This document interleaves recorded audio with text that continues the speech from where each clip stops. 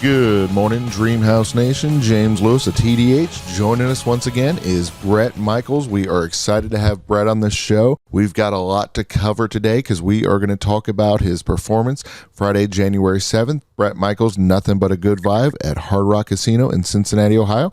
Bret, thank you for joining us today. Hey, thank you. First of all, thanks for having me on, and a happy New Year to you, your listeners, everybody. And we're coming to Cincy to rock on the 27th, and I believe we are completely sold out. But you know what? No matter what, we are going to make it a party. That is awesome. Yeah, I was going to say that is one thing you're synonymous with is making things a party. You got that one coming up, of course, in just about a week or so. But on top of that, our fans get a double treat with you because in June on the 23rd, the Bret Michaels Freedom Festival, and you're going to have Night Ranger and Jefferson Starship with you. Absolutely. And it's kind of a little taste of what the official Party Grawl lineup will be, because when I created and produced this summer's Party Grawl, it was basically what it was I needed this thing called Party Grawl Mardi Gras. I've been working on it for years, and especially during the last couple years where I just was like, look, when we get our opportunity to go back out there and rock and have a great time, I want to bring bands, people that are friends of mine, and have a great, unbelievable night that's a celebration of the fans, the bands, and the music. And that's what Freedom Fest will be. It's what this will be when we're at the Hard Rock. And then we officially kick off the lineup, and we're up in Detroit for the kickoff on July 13th at Pine Knob at the amphitheater. But again, I go back to this, being with you all at that stadium tour this last summer, that was probably one of the best nights of my life. I got to hang out, party with everybody. I had the Impractical Joker guys come up, my friends, and come up on stage and rock around and nothing but a good time with us. And it was an awesome night. That is awesome. Yeah, I mean, it was a great experience for our listeners. You just had such an amazing lineup that night. First of all, to be out there with people I love. I like being out there with Leopard and Crew, Joan Jett. There was a band, Class-O-Sac, brand new rock band. They were great. But with Poison, we have been friends since junior high school. And I said, guys, we're just going to do what we do. Let's go play live, raw, real music. Let's have a great time. Treat the fans great. You know, we ran out on this big thrust, and the first thing I do is run out there. I start, reaching out, slapping everyone's hands, singing. And that's exactly, like I said, that energy is sincere and real. And I think that's what people felt. They're like, this is real. And each band on the stadium tour brought a different, all of us, boatload of hits, but each of us brought such a great, unique, awesome identity to that stage. And each of us had a different show. And I think it just gave fans, again, no pun intended, nothing but a good time. Nice. Shoot, on the 27th, that's what the fans are going to be in for, is nothing but a good time. 100%. And like I said, any show that I do, I just need them to know this. It is 1,000%. I go in there and bring that same vibe, energy, because we call it the Party Grawl, Mardi Gras. It's sort of the kickoff to the year of everything. And we got beads and bandanas, even part of my crew. Some of them are just there for hospitality to make sure that the fans are treated great. And I always say this to people so they understand. When you see this show, I get a chance to not only play all the Poison hits, but I get to do some of the solo hits. And we're going to be playing Back in the Day. The song launches. It's huge. The video is fun. It's almost like a modern day throwback to the early MTV days with pop-up captions, never before seen images, green screen. But what I'm excited about with Back in the Day is it takes everything from then till now. It'll show an image of me in my garage, in my first garage bands, and then a picture from the stadium, and it segues into it perfectly. And that's at BretMichaels.com. Definitely. Yeah. Congrats on that release. That is awesome. I've heard this song. I've been very impressed. I was going to say, it feels like that is going to be the anthem of this summer. I know it does have that nostalgia feel, but I mean, it definitely seems like one of those songs that people are going to thoroughly embrace. First of all, thank you. And then I said, look, when I wrote this, it was meant to be a feel-good road trip anthem. The song is a tip of the hat to all the incredible VJs and DJs and people that kept the music rock and roll and relevant. The Back in the Day is truly it is truly supposed to be a feel-good road trip anthem song. And when you see the video, we tell this story. Plus, like I said, pop-up captions of stuff that you can really see. It says, "My first guitar." Then it's boom, and it's me as a kid just strumming on this guitar in front of the Christmas tree like I'm losing my marbles. It's, you have to see it really. And then it shows me now in the stadium strumming the guitar and showing you that then and now. That is awesome. I was going to say, when I was listening to the song, it makes me think this would be a perfect song for that 90s show. Absolutely. Absolutely. And that's what it is. It's got this, and again, if you listen to the guitar riff, it's got this back in the day. It's just a cold, it's just a straightforward, good rock song. And hopefully people relate to it. What can our listeners expect on that upcoming show? Cincinnati, Ohio, Hard Rock Casino. What type of fun stuff should they expect? So when they enter, they're first of all expect beads, bandanas, like you're going to a Mardi Gras, like you're going to one of your friend's best parties. Then what they're going to expect with the music is high energy. We're going to hit that stage, and it's an absolute party. Like I said, even the music we play before we come on, after we exit the stage, it's mixed. So you're up there and you're listening to almost like it's like a combination of this. It's like Bret Michaels meets Jimmy Buffett meets Pitbull meets Pyro or Cryo. That's what it is. Awesome. I mean, that just sounds like that is going to be one heck of an experience. So for our listeners that don't get to go to that one, like you said, we have the other opportunity on June 23rd. First of all, I want to say everyone at Freedom Festival has been incredible. And I believe I'm pronouncing this completely correctly. It will be in Mount Gilead in Ohio. Gilead. I hope I said that correctly, but I believe it's just outside of Columbus, and it's with Night Ranger and Starship, and I'm bringing a couple mystery guests with me that are going to be great, and that Freedom Festival is going to be huge. It is meant to be that outdoor summer party feel, and like I said, the Hard Rock in Cincinnati has been incredible, and we're going to make that a great taste of what's coming this summer. That is phenomenal. Yeah, I was going to say, I know you do love those festivals. A couple years ago, Hometown Horizon. I mean, shoot, you just made the evening for that. I mean, it was a phenomenal performance. I just want to say Hometown Rising. So, one of my favorite photos I use is from that concert. And that was a good day in my life. Oh, definitely. Phenomenal performance, phenomenal experience. I mean, you just had a great lineup with you that night. It was great. I mean, being up there with Luke Bryan and Keith Urban, and I'm talking about Brett Young, Jake Owen is a buddy. Like we just threw down and had a great time. Low Cash. And let me say this, I was in no hurry to go anywhere, if you know what I'm saying. I stayed in every band that was up there. I was up there singing every song with them. Awesome. So you're not only a musician, but you're also an entrepreneur, for music to real estate, all kinds of great things that you get into. We're loving the Rockstar candles. Tell us a little bit about those. Yeah, so here's what it is. As an artist, as a musician, part of what we are is being creative, right? You go in there, you come up with ideas. And what I've done as an entrepreneur is I'm one of those guys that's really good with having fun, creating it, but getting it done and having follow through. And everything from working with real estate to developing the rooms with the Hard Rock to taking these candles. A friend of mine that is a music director has created Shining Soul. So I work with them to create the Bret Michaels Rockstar Candle Collection. My family, we create some of these scents together. And if people just go on there and check it out, they're really well done. They're the soy base, and it's just one of those things. You go in there, you work with it, you create it. I did it with a cologne. We made Troparaca. The drink is still one of the top sellers for Dr. Pepper Snapple. And you just go in there and you create it. You work hard to make a good product. And then what you pray is you can get it out to the people and they like it, and if you continue to sincerely pour your heart into it and you're passionate about it, there's a good chance things will work out.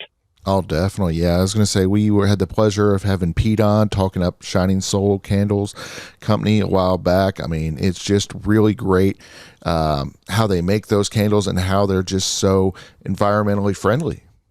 Absolutely. And that's a big part of it. First of all, I love Pete as a friend. He's a great friend, an entrepreneur himself, and my music director in the band.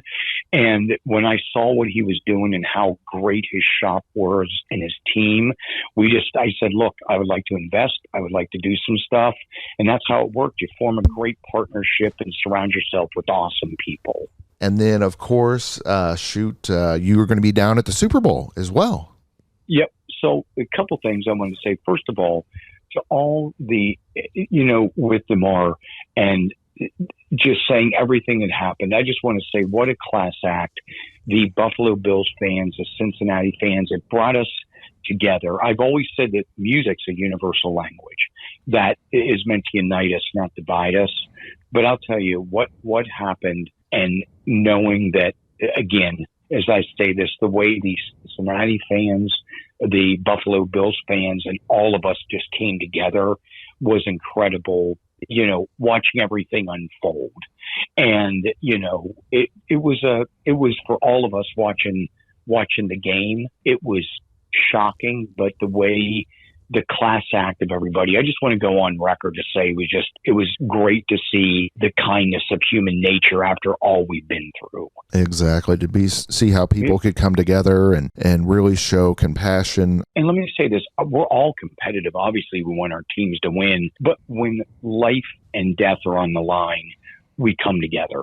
And it was just great to see it. And we're talking about the Super Bowl. That's part of what I'm going down as a special guest, and a bunch of the sports broadcasters and Good Morning Football and Rich Eisen and everybody, and get a chance to go down there and just talk football and life and have a great time at the Super Bowl. Awesome. So before we let you go, Bret, where on social media, where on the web, where's the best place to know more about Bret Michaels? Here's what you want to do. Just go to BretMichaels.com. Right now, we've got the brand new single and video. It's the world premiere of it. And anything you want to learn, we set this up really well to be able to explore it.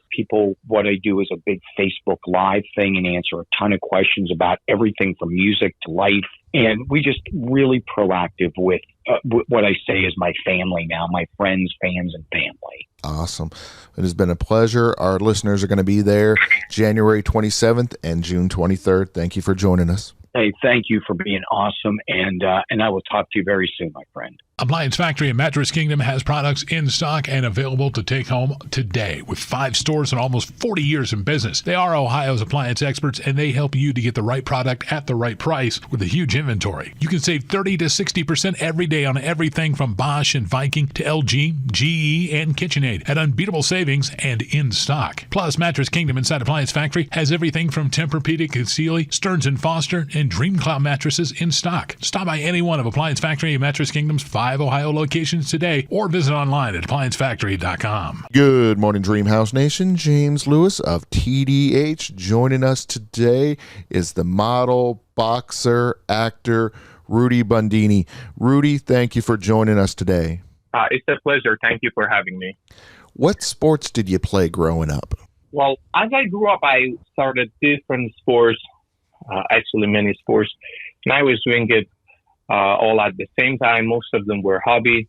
And then I became more laser focused on swimming. And then I joined the team. We were rehearsing twice a day and just consistently, just like life, trying to reduce the timing and increasing my records.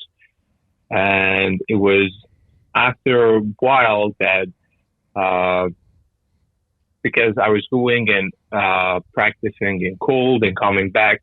So that I felt like it is the time that, and at the same time, my dad was guiding us through martial sports. So I started doing that. And that's when I really felt that I have a passion to boxing. And at the time I was in national team and in swimming. So I started to doing more boxing, and I kind of merged into boxing overall.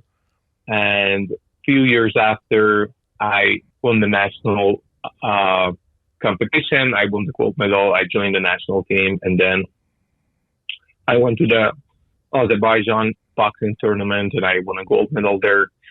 And I was very excited about joining the Olympics. That unfortunately, I had a shoulder injury that in one of the pre-qualifying matches in London Olympic Games, that it was the end of my boxing career. Oh, dang.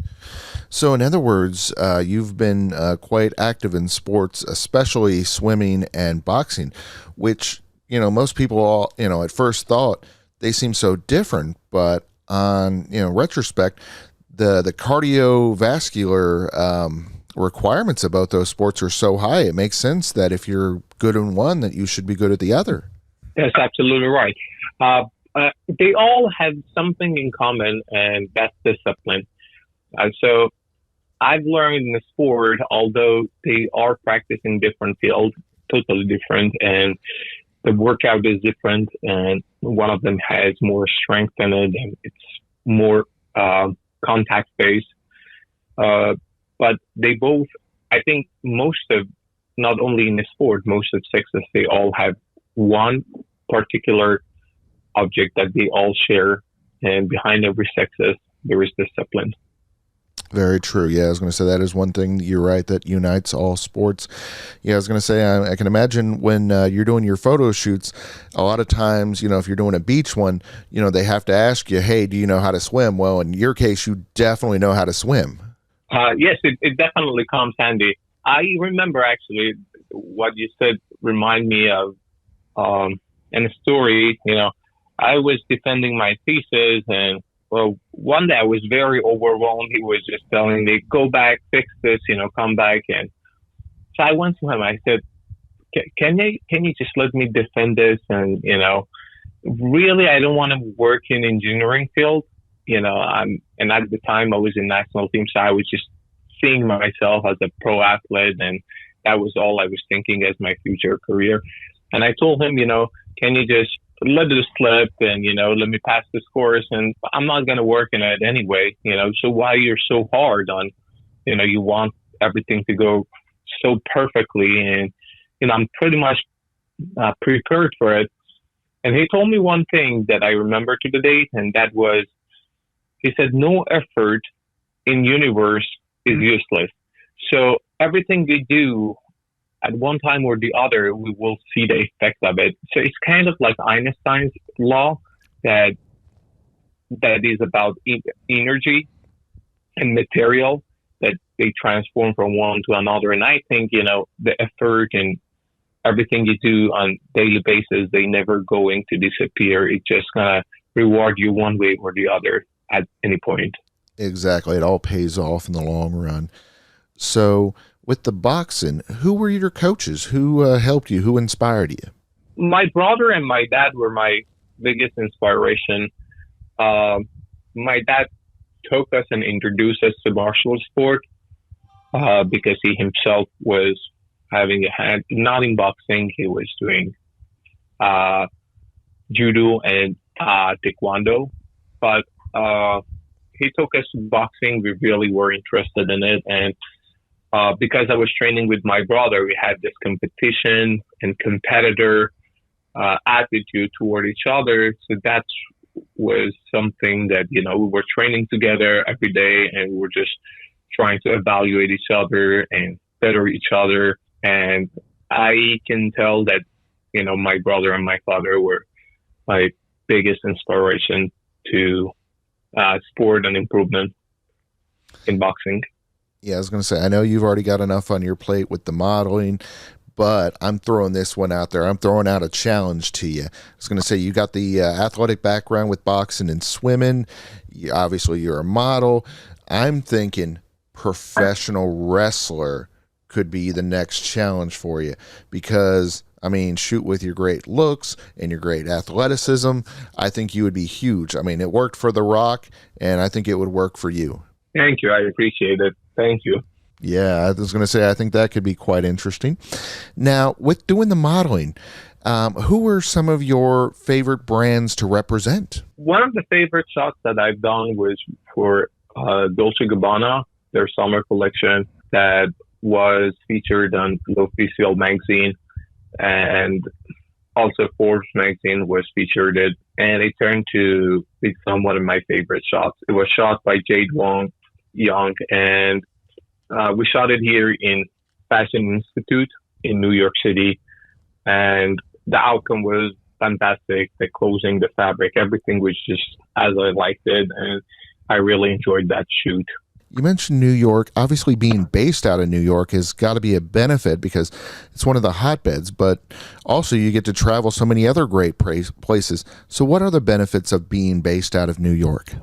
So, like everything in life, it comes with its advantages and disadvantages. The advantages, you are in the fashion capital of the world, and you get to have access to luxury brands, to incredible designers, fantastic photographers, the fashion associates. And on the other side, you sometimes go to the castings that the line come out of the building. You know, the city is filled with incredible amount of models that they're all compatible. They're all doing an incredible job, and putting all this together, and with my athletic background, I am absorbed in the competition, and that gives me a great love for this city to test myself and evaluate a better of myself in New York City, in the most competitive location for any model. Speaking of competitive, I mean, you've won so many awards with modeling.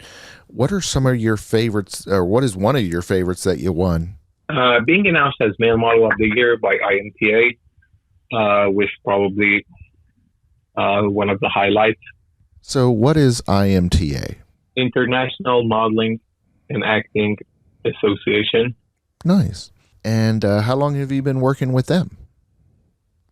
Well, they are an association that they're specialized in modeling and acting.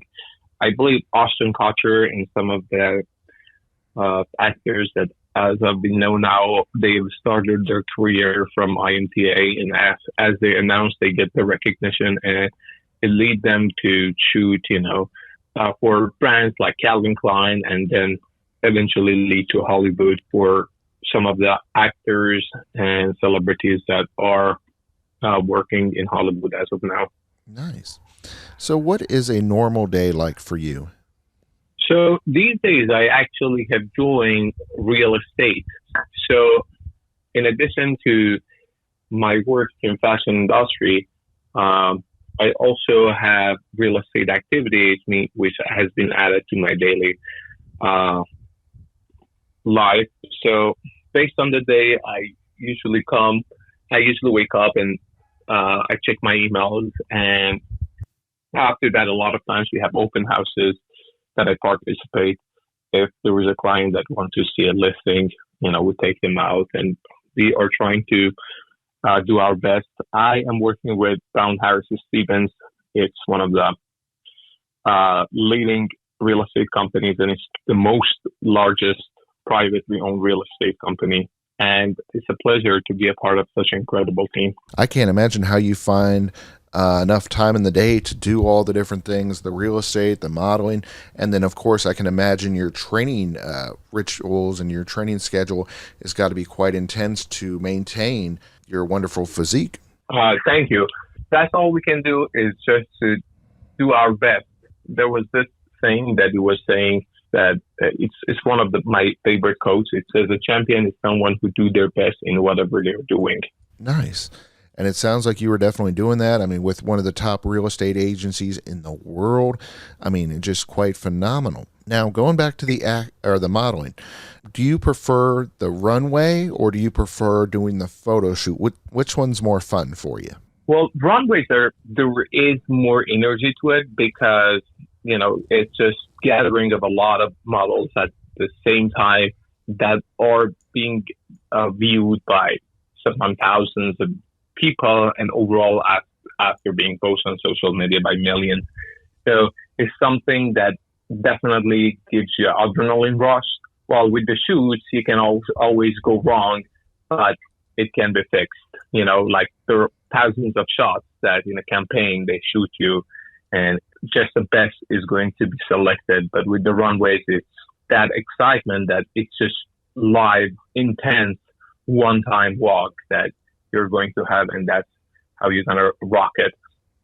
So definitely runways are more exciting, and they also are more glamorous, but for the financial benefits, shoots are definitely a better, especially commercials are definitely a better target for models. Awesome. So it sounds like they both have their benefits to it, and it sounds like they both bring something really exciting. So it makes sense why you excel at both of them. Thank you. I appreciate it. As an actor, what type of roles are you looking for? Well, I'm open pretty much to any roles that are, so basically most of the works that I've done, they were model roles, and they were the roles that, as being represented by models, but in the movie. So they've needed models to pose for the movie. That's what was the main of my bookings, but I'm always open to, everything future is going to bring me.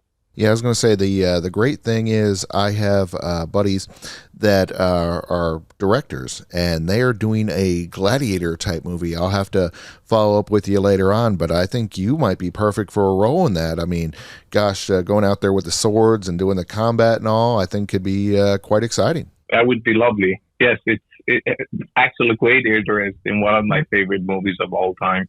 So where on social media, where on the web, where are the best places to find out more about you? I believe most of my followers are watching my stories on Instagram, which is under my name, that it can be found under my first name is Rudy, and last name Bundini, Rudy Bundini. Awesome, Rudy. It has been a pleasure having you on the show today. Thank you very much. Thanks for having me. Appliance Factory and Mattress Kingdom has products in stock and available to take home today. With 5 stores and almost 40 years in business, they are Ohio's appliance experts, and they help you to get the right product at the right price with a huge inventory. You can save 30 to 60% every day on everything from Bosch and Viking to LG, GE, and KitchenAid at unbeatable savings and in stock. Plus, Mattress Kingdom inside Appliance Factory has everything from Tempur-Pedic and Sealy, Stearns & Foster, and Dream Cloud mattresses in stock. Stop by any one of Appliance Factory and Mattress Kingdom's 5 Ohio locations today, or visit online at appliancefactory.com. Good morning, Dreamhouse Nation. James Lewis of TDH. Joining us today is the founder of Omega Ball, Anthony Dittman. Anthony, we are excited about having you on the show today. I'm excited to be here. Thanks for having me. So what is Omega Ball? Omega Ball at its core is 3-team soccer. It's half the size of a normal soccer field, so you can get 2 Omega Ball fields within one given traditional soccer field. The foundation of this was to get rid of offsides. So it is a circular field. My thought process was, if soccer wasn't so linear, you made a more circular game, would that negate the offsides rule? When I drew the field in the circle, it seemed a little awkward to just have 2 teams at the bottom and the top of the circle. It felt a little bit more natural to make it a little more symmetrical, right? And adding a 3rd team. And that was really the origination of the field design, and the thought process behind it was just to get rid of offsides. So it kind of feels like the difference between regular checkers and Chinese checkers. Sure. Yeah, that's come up recently. So how did it get started? You mentioned it was about getting rid of the offsides, but I'm sure there's more to it than that. Yeah, there was. Believe it or not, it started as a conversation around American football. A good old friend of mine. My career started at ESPN. I was director of operations at the X Games for 15 years. A colleague of mine from there went over to the NFL Network. Subsequently, he was hired by Don Yee, who's Tom Brady's agent, to be the CEO of Pro Pacific Football, which was an upstart football league around the same time of the 2nd edition of the XFL and the AAFL, and he was looking for investors for that league. Subsequently, I went to another old colleague of mine from ESPN, Bob Funk, who's got a pretty successful family business out of Oklahoma City, to see if he wanted to invest in Jamie Heeman, my other colleague's upstart football league, Pro Pacific. Over the course of the conversation with Bob, he said, "I don't think American football is a future sport in America." This was the time of the concussion scandal and the kneeling situation and all that.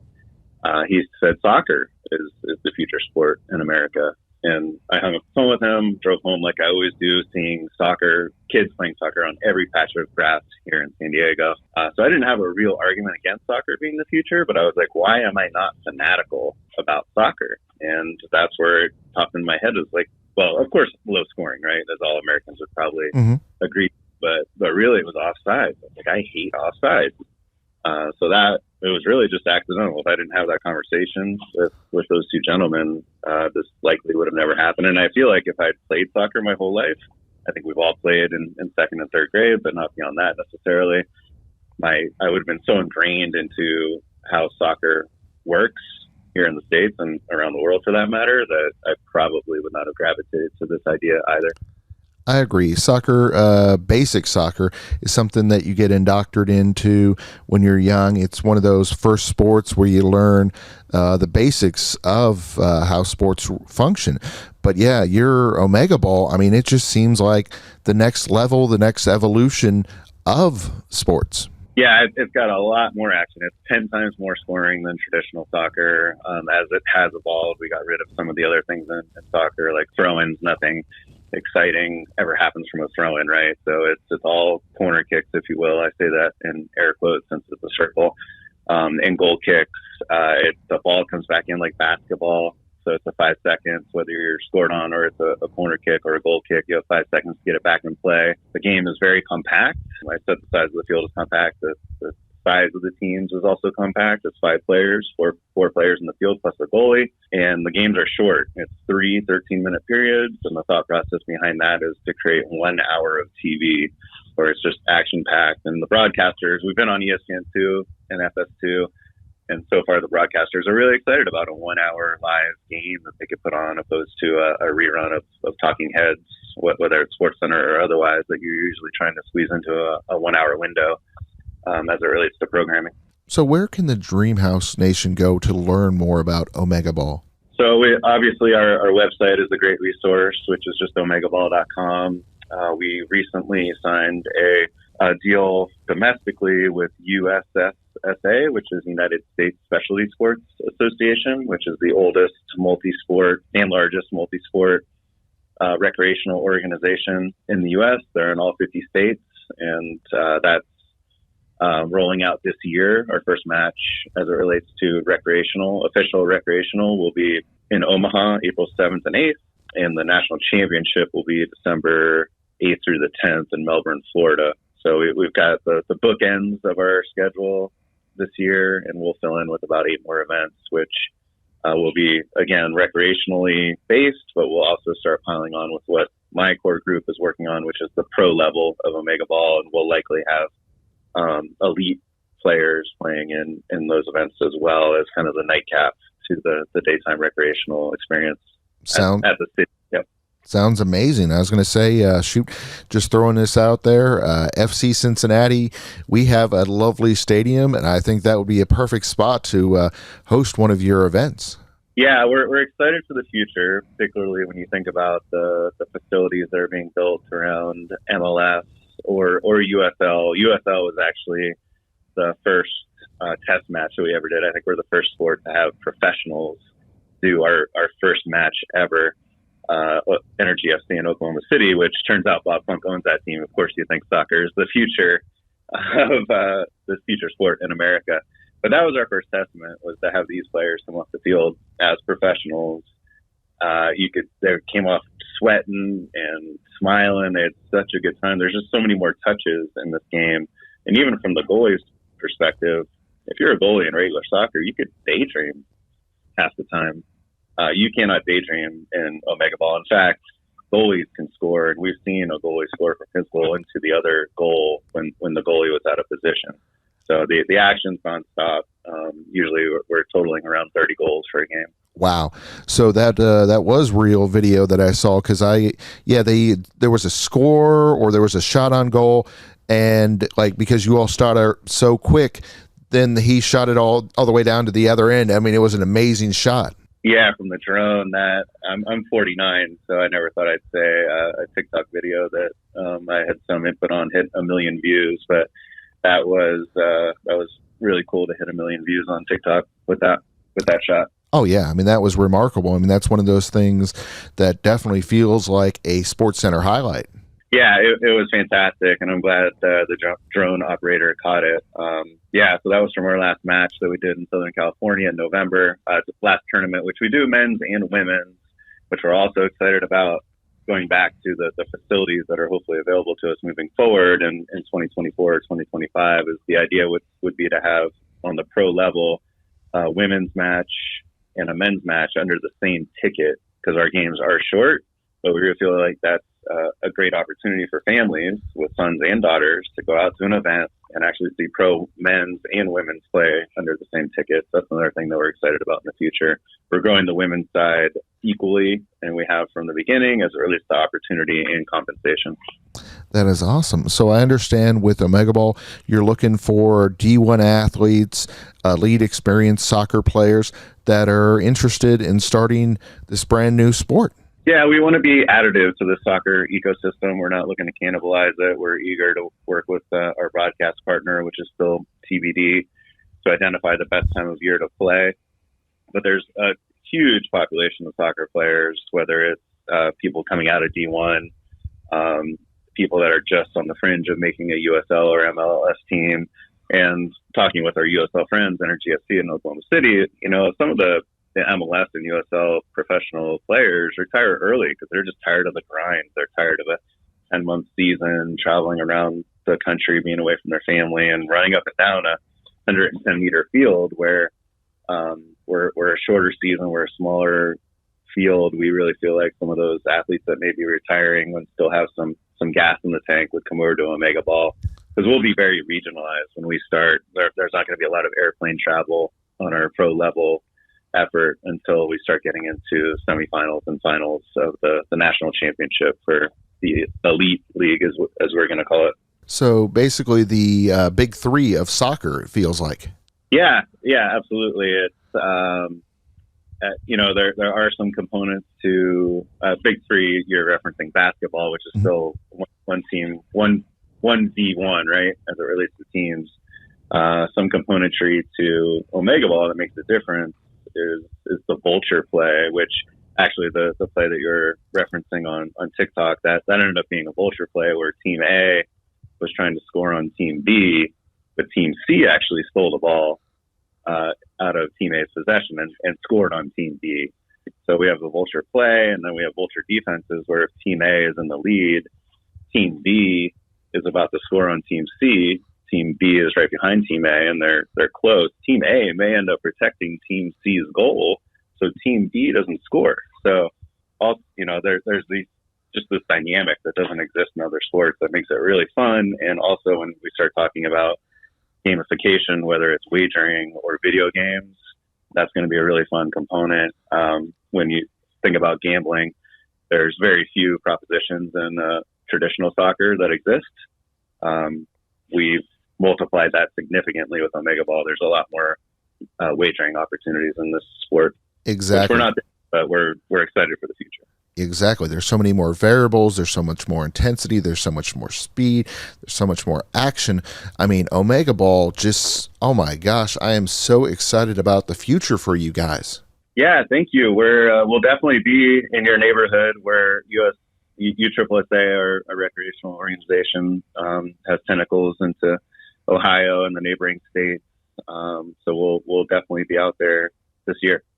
So they're going to do more of the grassroots aspect of it, of building the youth aspect, and then your team is focusing more on the professional level aspect. Yeah, particularly with our experience and my time. X Games was arguably a made for TV event.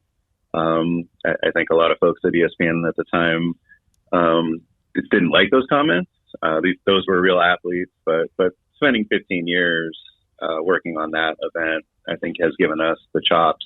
And my partners, whether it's Jamie or Jeff down at Oklahoma City, who has experience running a soccer team, and Jamie, who, like I said, went off the NFL Network, so he's got a lot of production experience, where we've got an incredible core team to really guide this as efficiently and as effectively as we can to create a quality product on the field for the players, the fans, and we're excited about the prospects for a TV product as well. Definitely. Yeah. I mean, if they meant it as it was just filler, then yeah, that was completely wrong. But as a much watched product with having such great athletes, your exports were just world class. Yeah, it can't look away TV when you think about American football and the penalties and the reviews. There's actually less since guys aren't running all the way down the field, and that's usually where you have a penalty in soccer. We have very few penalties, very few stoppages. Like I said, the quick restarts like basketball. So if you look away, you can easily miss a goal in Omega Ball. So with not having all the penalties, your 13 minutes, is that 13 minutes consecutive, or do you have that extra times and all those other things that confuse us Americans? No, yeah, we're trying to make this as simple as it can be. Obviously, there's a complexity with who has the ball and who's trying to score on who, but I think after you watch it for 5 minutes, you really get used to that. And the transition from playing traditional soccer into Omega Ball is pretty seamless. Usually for new players, it's a 5-minute orientation and they're out there playing, because ultimately you're out there playing soccer. You're trying to put a ball in the back of an opponent's net. You just have 2 nets to choose from, which is fun. But back to your question, the clock counts down again like basketball. So periods 1 and 2 just counts down unless there's a reason to stop the clock for an injury or something of that nature.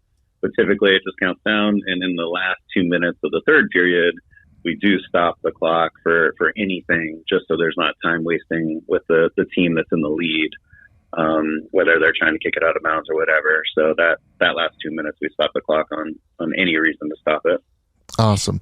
Anthony, before we let you go, where on social media, where on the web, where can we find out more about Omega Ball? Yeah, omegaball.com, and then we're on all of the channels.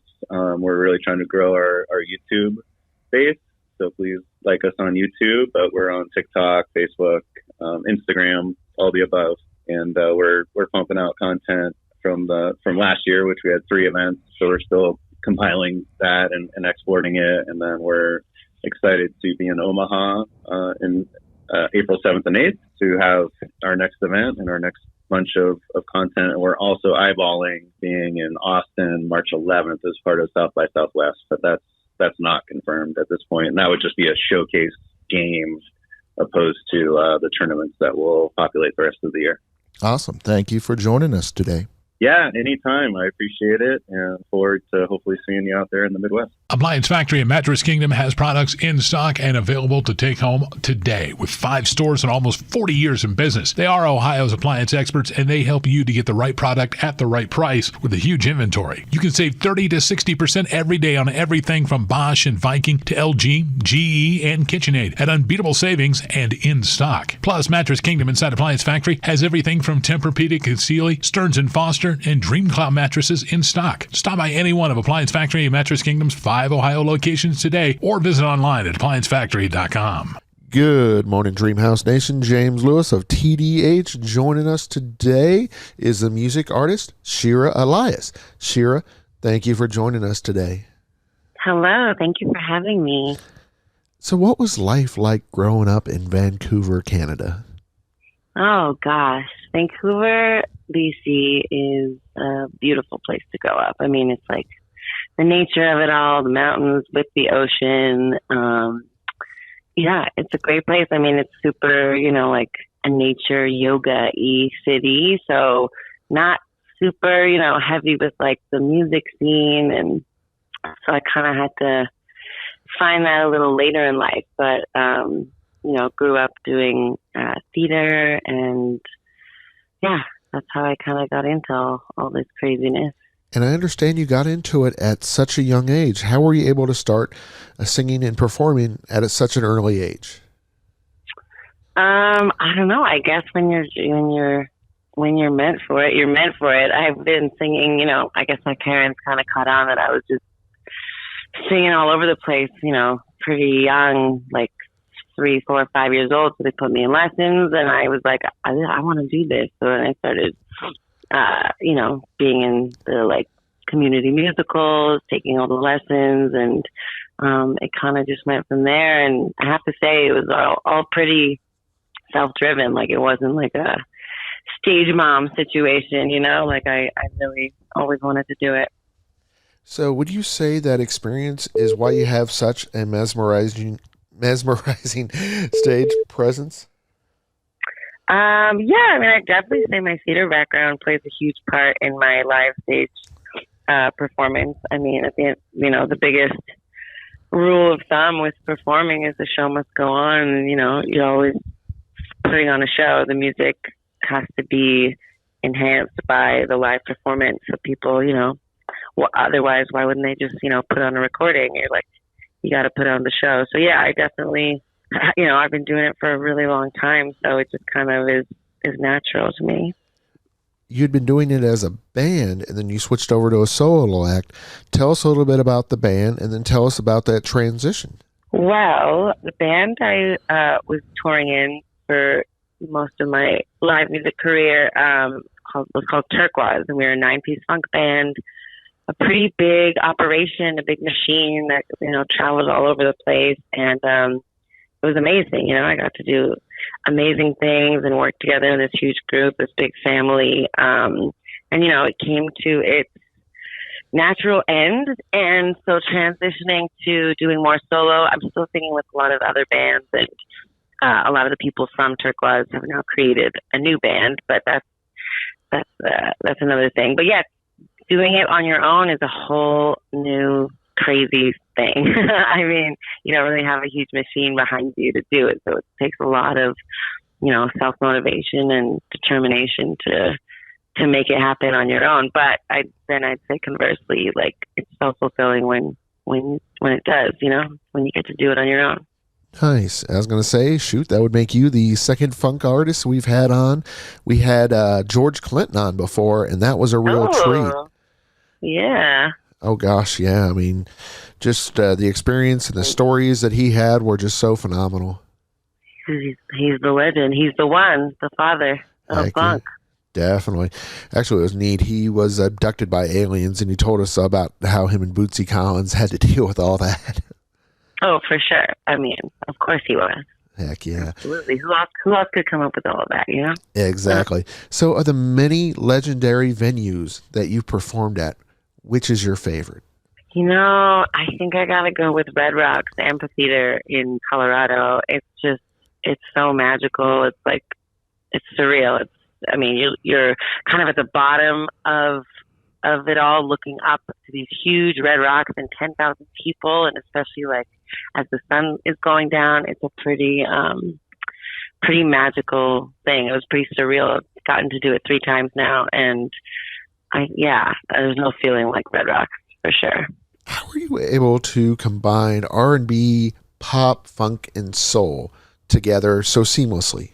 You know, I think that we like to live in a lot of labels and categories and binaries in our society, but I think that it's not even like a conscious thing. Like, okay, now I'm going to do pop, now I'm going to do R&B, now I'm going to do soul. I think all artists are kind of a product, an amalgamation of everything we've been exposed to and influenced by.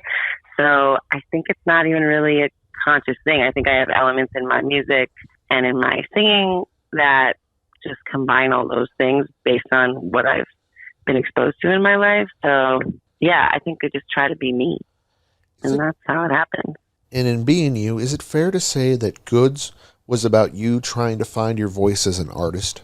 Definitely. Because that was my first time going, you know, releasing music under my own name, solo project things that I had written and produced with my partner Mega. And I was like, what is Shira Elias sound like without being in someone else's band or another band? And yeah, that was the first time. How are you able to marry the familiar with the new? How am I able to marry the familiar with the new? I think it kind of goes back to the same question about the genres of like, it's all, you know, a million people have sung Aretha Franklin songs, and I always will love that and love to do that, but I could never do it as well or better than her. So to try and always push it forward to be me while taking those influences from the familiar. Does that make sense? Like, Yeah. just kind of going, always trying to push forward in taking and paying homage to the familiar and the things of the past, but always trying to add to it and move it forward, so you're not trying to just recreate. You know what I mean? Definitely. That makes a lot of sense. And then with your music, I mean, it's just very expressive. It seems like it's a lot about you. Like Services feels like it's about your transition to Los Angeles. What was that transition like for you, and was that intentional? Yeah, it definitely was intentional because, Goods, we were still living in New York, and it was the beginning, and then Services, of course, we had just made the move to LA, and it also happened to be smack the beginning of the pandemic. So we kind of drove across the country, landed in LA, and then 2 weeks later it was like full shutdown, full lockdown. So I'd say it's a pretty big difference that you can hear, and that's what I was going through at the time of making this huge life change from coast to coast during a global pandemic. So all that is kind of in Services, all that adjusting to the new world, to the new side of the country. It's all in there. So are you currently working on the third album? We sure are. Lots happening, lots of music being written and worked on, and we're just trying to keep putting stuff out there, trying to keep staying and working on the music and developing the sound that is me. Nice. So how has your writing evolved from Goods to Services to your new one that you're working on? Yeah, that's a great question. Well, for me, it's immense. I think I looked at it at the beginning as Goods in a very structural way of writing of, verse, chorus, bridge, whatever, like kind of like fitting in these rules and these structures, which are obviously important as a foundation. But now I think I'm a lot more open to it not having to be, a certain way. And I think that a lot of music you hear today isn't necessarily just so structural in that way. And I think that also, is the same with lyrically, melodically, all these things. It's kind of just like we don't have to have these fixed rules. And I think music can be a lot freer. So I think I try to incorporate that. And that's kind of what I'm working on, and learning to just what's like the best way to express myself in song, as opposed to, I have to fit this box. You know what I mean? Definitely. And then you've had the pleasure of working with some really great folks. What was it like working with Mackenzie Green? Oh, Mackenzie is the best. And it's a great follow-up question to talking about how my writing has evolved, because oh gosh, I learned so much from Mackenzie. I mean, such a great artist, singer, songwriter, and they came and we started working together, and I just learned so much. So I would say, it's been such a gift and a joy to work on music with them. Relationships are always complicated, and they always have very complicated feelings. OK covers those complicated feelings that exist in a relationship. Can it be hard to leave an unhealthy relationship? Absolutely. Of course. Isn't that why so many people are still in them? Because it's so hard to leave. I think that's the whole thing, is how do you get the strength to, and for so many reasons, various reasons, people stay in unhealthy relationships, either knowingly or not knowingly, but that's kind of the hardest thing to do, to get out of it. So how does fear trap people in toxic situations? How does fear trap people? If the unknown of leaving something might feel more dangerous than something that's already hurting you. So I think that it's like the devil you know, the devil you don't know. If you'll stay in a situation, even if it might be unhealthy and hurting you, because you don't know what the alternative is, when unfortunately in reality, usually it's going to be better if you can get out of so you gotta move past the fear that you're trapped in. So tell us about your tour, your most recent one. Any fun experiences on there that you want to share with our listeners? Oh man. So touring on my own with my own project it's a new thing for me, and it's been so amazingly fulfilling. And I'd say, like, on the last one, we got to be in Miami at the North Beach Music Festival, which, shout out to North Beach Music Festival. It's such a great festival. But I think this highlighting for me of, like, bringing this new music to people that aren't familiar with my solo sound and are kind of expecting one thing of how it used to, Turquoise, how I used to be in that, and seeing them kind of at North Beach. Like, I remember, a lot of it's all from my perspective. So it's obviously very female driven and, like, targeted in that way. So I could see all these kind of younger women coming up to the front and really getting down with it and, like, getting the message that I'm trying to get out. And that, I'd say, is a highlight for me, just to see the people's reactions to what I'm putting out there. That is awesome. I was going to say, there are not a lot of empowering artists, and it really feels like your music is empowering the next generation. Oh, thank you so much. That means pleasure. A lot. Yeah, I think that, especially in the funk scene, it's amazing that we still have all these legends and people that are still doing it, and, like, the older generation. But I think we really need to focus on the next thing so that we can keep the genre and the music alive, and kind of, like, how do we translate that into what is accessible for younger people in music today. So. I know what you mean. There unfortunately are a lot of genres in music that have felt like they've kind of died off and they need to be regenerated. And it seems like the ones that you're in definitely could use some revitalization in it, and you definitely are doing your part. Just, like, it's possible. It's just being open to moving forward and not staying so rigid and stuck in the same rules, because then that's usually, I think, how it dies. Definitely. So before we let you go, where on social media, where on the web, where can we find out more about you? Yeah, I'm mostly on Instagram. My handle is Shira Bang Bang. That's 2 Shiras and 2 bangs.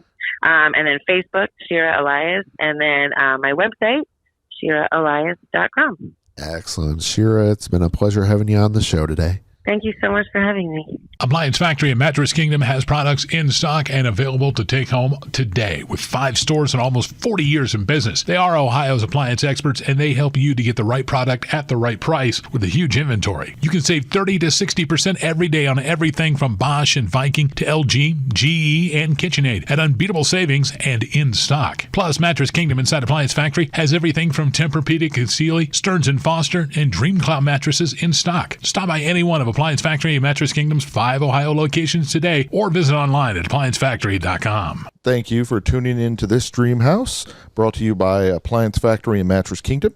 We look forward to seeing you again next week.